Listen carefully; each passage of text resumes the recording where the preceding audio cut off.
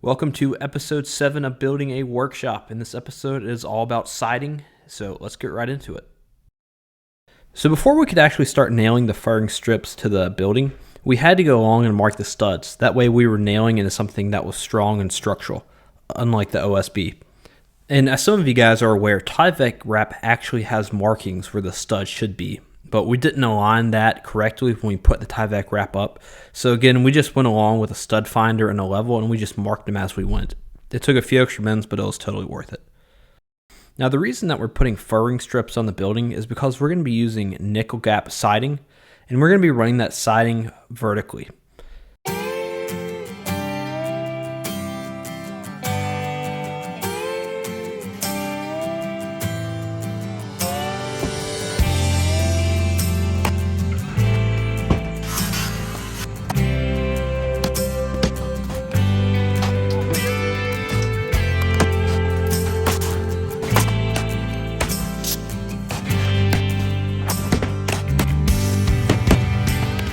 Yeah, now we're up to the window. We're furring everything out.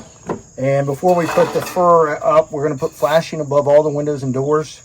This is really a drip. So if any water comes down, it'll come down at the top of the molding and then drip over and off.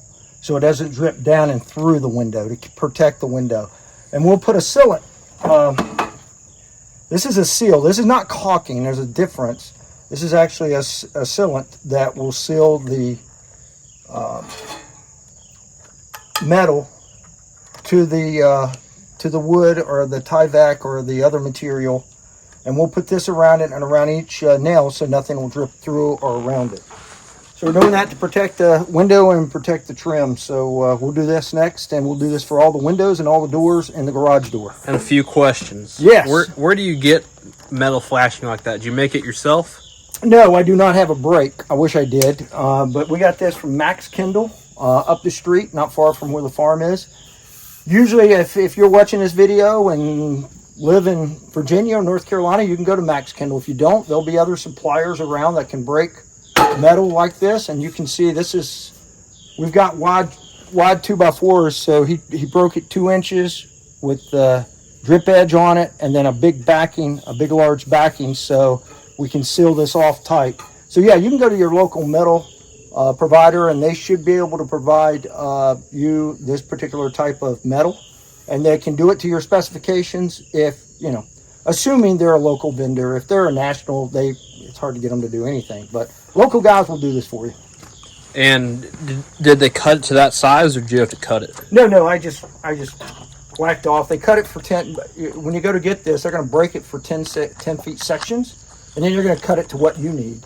They're not going to break it for the specific window size or cut it for that, but they will break 10-foot sections of any type of metal or any specifications that you can give them.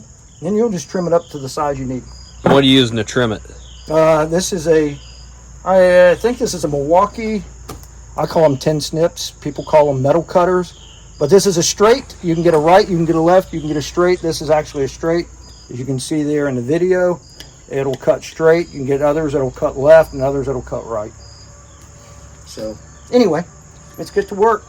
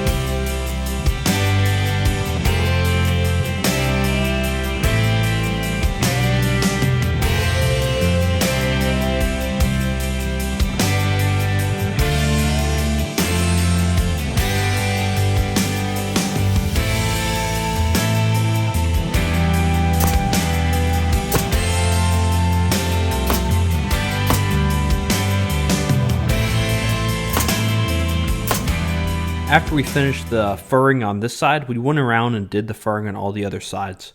And after the furring's done, we are ready to start the siding, so let's just hop right into that. Jack, we're putting up the siding on the front, going around the windows. I got my team over here. We got Lou and we got Kendall. Kendall's a cutting and Lou's a passing me some lumber. So we're trying to get this done today so that the electrician can come in and finish up the building, and we get our final inspection. We'll be good to go. In some of the previous videos, you saw us actually making the siding and the soffits. And again, what this is it's just 1x8 rough sawn pine that we then took a router and we created a shiplap joint. After the shiplap joint was created, we would stain both sides with the Shelter Institute outdoor stain. And it's a really great stain. It's made of all natural stuff, and it actually smells really good. It smells like oranges. But you get it on your clothes, and your clothes will be smelling like oranges for weeks. And this siding really took us a long time. I would say we spent the most time on the building doing the siding. And at the time when we built this workshop, lumber prices were extremely high. So I thought we would save a lot of money by using rough cut lumber for the siding. But after all the time it took us to cut it, router it, and stain us, we probably would have been just fine using normal siding. What we do is, this is going to be nickel gap. So we use this on the short runs as my divider. Keep it up tight at the top. I shoot the top. Then I bring it down. Get the bottom right. Whoops. Excuse me. Get the bottom right. Whoops. Don't make me laugh. There you go. Get the bottom. Shoot that and we're done. We'll move on to the next piece. So this is our spacing. Come over here, Jack. Take a look. This is our spacing for a nickel gap. And as he's going to back up and you'll look at the whole wall, you'll see that it gives you some perspective or some depth. So it's just not a flat wall. What are you using for your spacing?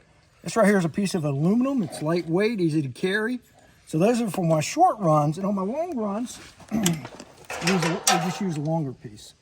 And so what is the difference between nickel gap and shiplap? Nickel gap, the only difference between the two, and somebody can argue this obviously, shiplap, you would put it all the way together tight, you'd butt it up. Nickel gap, you're just leaving a space so that you can have some definition and a different perspective on the wood. And that's really the only two difference. This is being run vertical. A lot of shiplap is going to be run horizontal. So you can run this either direction, but we like it vertical.